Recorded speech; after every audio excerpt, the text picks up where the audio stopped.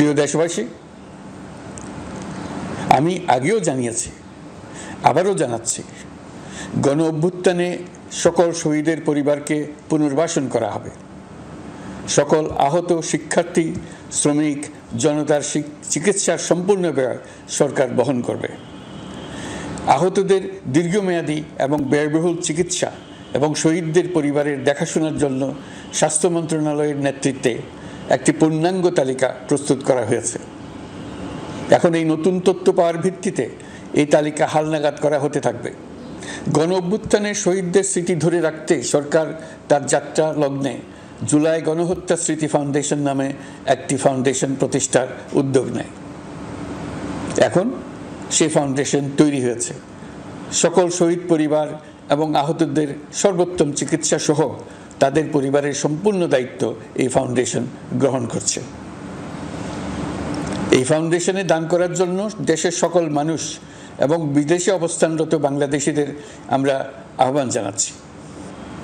গত মাসে কুমিল্লা, নোয়াখালী, সিলেট অঞ্চলে আকস্মিক বন্যা এসব এলাকার মানুষকে হতভম্ব করে দিয়েছে। এখানে বেশিরভাগ এলাকায় কোনোদিন বন্যা হয়নি। তারা বন্যা মোকাবেলা করে অভ্যস্ত নন। দেশপ্রেমিক সশস্ত্র বাহিনী তাৎক্ষণিকভাবে বন্যা আক্রান্ত সবাইকে রক্ষার জন্য এগিয়ে আসে। সেনা, নৌ এবং বিমান বাহিনী পরস্পরের সঙ্গে সমন্বয় করে একযোগে কাজে নেমে পড়ার ফলে মানুষের দুর্ভোগ কম হয়েছে। এর পরপরই এনজিও এবং সাধারণ মানুষ দেশের সকল অঞ্চল থেকে দলে দলে এগিয়ে এসছে। আমি বিশেষ করে দেশপ্রেমিক সেনাবাহিনীকে আবারও ধন্যবাদ জানাচ্ছি। দেশের সকল দুর্যোগকালে তারা সবসময় আন্তরিকভাবে এগিয়ে এসছে। বিশেষ করে বন্যা ও শান্তি শৃঙ্খলা রক্ষার কাজে তাদের সৈনিক এবং অফিসাররা দিনের পর দিন যেভাবে দায়িত্ব পালন করেছে তার কোনো তুলনা হয় না। জনজীবনে স্বস্তি ও আত্মবিশ্বাস প্রতিষ্ঠায় তাদের ভূমিকা অনন্য। বাংলাদেশ সশস্ত্র বাহিনীর সকল সদস্যকে আমি ধন্যবাদ জানাই তাদের সততা, ত্যাগ ও অসীম দেশপ্রেমের জন্য।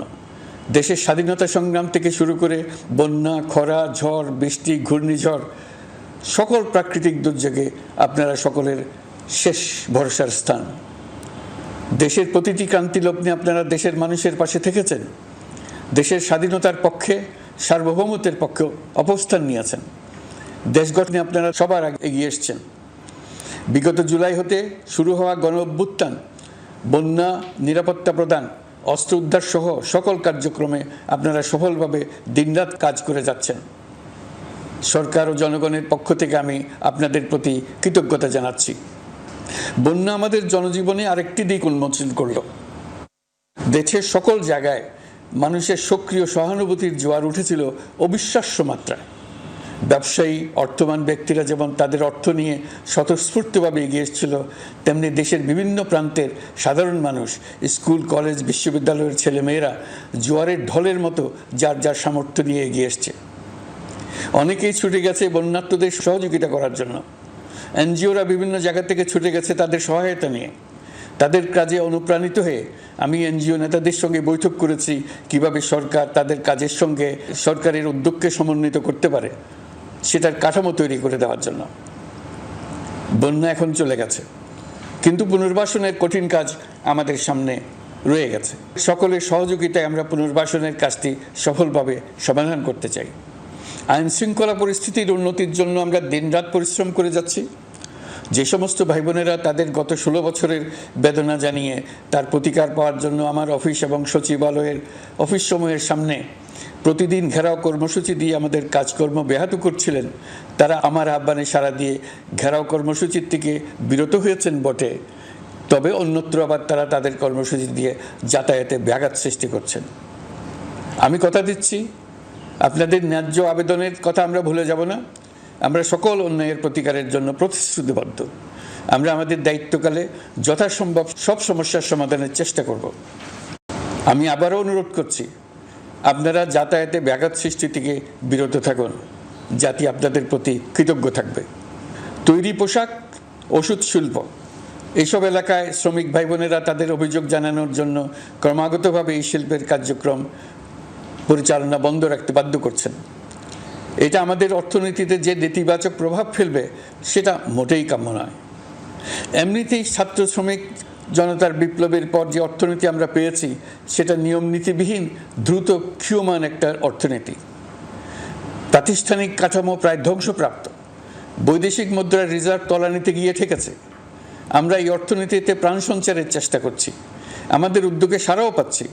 ঠিক এই সময়ে আমাদের শিল্প কারখানাগুলো বন্ধ হয়ে যাক, অকার্যকর হয়ে যাক, এটা আমাদের অর্থনীতিতে বিরাট আঘাত পড়বে।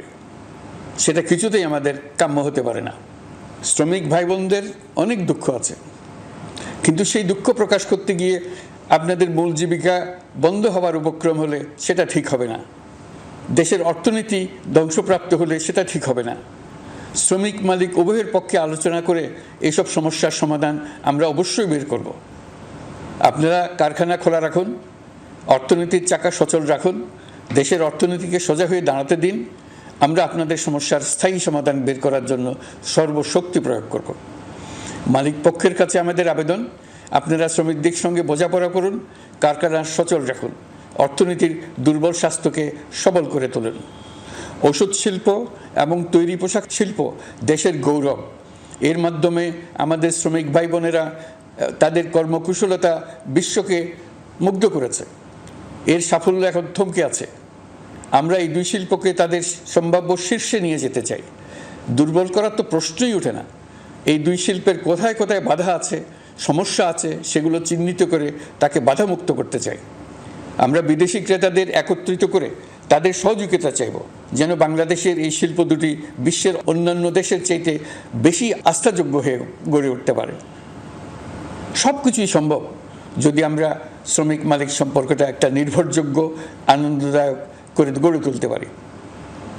আমাদের সরকারের প্রথম মাস কাটল, দ্বিতীয় মাস থেকে আমরা নতুন বাংলাদেশ গড়ার ভিত্তি হিসেবে নতুন শ্রমিক মালিক সম্পর্কের সূচনা করতে চাই। এটা দেশের সবার কাম্য। দেশের নতুন প্রজন্ম নির্ভয়ে যেন তাদের ভবিষ্যৎ নিয়ে এগিয়ে যেতে পারে, আমরা সেই লক্ষ্যে কাজ করছি। আমাদের দায়িত্ব অনেক। ন্যায়ভিত্তিক একটা সমাজ গড়ে তোলার জন্য একসাথে অনেকগুলো কাজ আমাদের হাত দিতে হবে। 1 জুলাই থেকে 5 আগস্ট পর্যন্ত ছাত্র জনতার গণ আন্দোলনকে দমন করতে যেসব ফৌজদারি মামলা দায়ের করা হয়েছিল, এর মধ্যে হত্যা মামলা ছাড়া বাকি প্রায় সকল মামলা প্রত্যাহার করা হয়েছে। এইসব মামলায় গ্রেফতারকৃত সকলে মুক্তি পেয়েছে। দায়িত্ব গ্রহণের শুরুতেই অন্তর্বর্তীকালীন সরকার বিচার বিভাগের বড় সংস্কারের কাজে হাত দিয়েছে। যোগ্যতম ব্যক্তিকে প্রধান বিচারপতি নিয়োগ দেওয়াতে মানুষের মনে নতুন আশার সঞ্চার হয়েছে।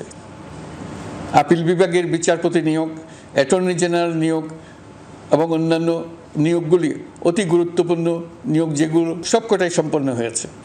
সন্ত্রাস দমন আইন ও ডিজিটাল সাইবার নিরাপত্তা আইনে দায়েরকৃত মিথ্যা হয়রানিমূলক মামলাগুলো প্রত্যাহার করা হচ্ছে। সাইবার নিরাপত্তা আইন সহ বাংলাদেশে বিদ্যমান সকল কালো আইনের তালিকা করা হয়েছে। অতি সত্বর এই সকল কালো আইন বাতিল ও প্রযোজ্য ক্ষেত্রে সংশোধন করা হবে। সাংবাদিক সাগর রনি হত্যাকাণ্ড সহ বহুল আলোচিত 5টি হত্যাকাণ্ডের তদন্ত ও বিচার অগ্রাধিকার ভিত্তিতে ও দ্রুততম সময়ে নিষ্পত্তির জন্য সহায়তা প্রদান করা হচ্ছে। সম্প্রতি আমরা বলপূর্বক গুম থেকে সকল ব্যক্তির সুরক্ষার জন্য আন্তর্জাতিক কনভেনশনের সনদে স্বাক্ষর করেছি। ফলে স্বৈরাচার দ্বারা প্রতিষ্ঠিত গুম সংস্কৃতির সমাপ্তি ঘটানোর জন্য আন্তর্জাতিকভাবে আমরা প্রতিজ্ঞাবদ্ধ হলাম। এছাড়া আমরা ফেসিবাদ শাসনের 15 বছরে গুমের প্রতিটি ঘটনা তদন্ত করার জন্য পৃথক একটা কমিশন গঠন করছি। যেসব পরিবার তাদের নিখোঁজ পিতা, স্বামী, পুত্র এবং ভাইদের পাওয়ার জন্য বছরের পর বছর যন্ত্রণার সাথে অপেক্ষা করছেন, আমরা আপনাদের বেদনায় সমবেথী। আয়নাঘরগুলো বন্ধ করে দেওয়া হয়েছে এবং সেই সাথে বের হয়ে আসছে ফ্যাসিস্ট হাসিনা সরকারের গুমের শিকার ভাই বোনদের কষ্ট ও যন্ত্রণা গাথা। আমাদের তরুণ প্রজন্মের ভবিষ্যৎ যেন উজ্জ্বল হয়, সেটা নিশ্চিত করতে শিক্ষা ব্যবস্থার দিকে আমাদের পূর্ণ নজর রয়েছে। ইতিমধ্যে প্রথম শ্রেণী থেকে দ্বাদশ শ্রেণী পর্যন্ত বর্তমানের ত্রুটিপূর্ণ শিক্ষাক্রম পরিবর্তন করা হয়েছে। বই সংশোধন ও পরিমার্জনের কাজ শেষ পর্যায়ে আছে। এই সংস্কারের কাজ অব্যাহত থাকবে। বিশ্ববিদ্যালয়সমূহের উচ্চ প্রশাসনিক পদগুলো পূরণ করে শিক্ষা কার্যক্রম স্বাভাবিক করার কাজ দ্রুত গতিতে এগিয়ে চলেছে। বেসরকারি শিক্ষা প্রতিষ্ঠানগুলোর পরিচালনা বোর্ডে দখলদারিত্বের রাজনীতি বন্ধ করার ব্যবস্থাও নেওয়া হয়েছে। আপনারা নিশ্চয় লক্ষ্য করেছেন, আমাদের প্রথম মাসে দেশের প্রায় সকল বিশ্ববিদ্যালয়ের উপাচার্য এবং উপাচার্য মহোদয়গণ পদত্যাগ করেছেন। উচ্চশিক্ষার ক্ষেত্রে এটা বিরাট শূন্যতার সৃষ্টি করেছে।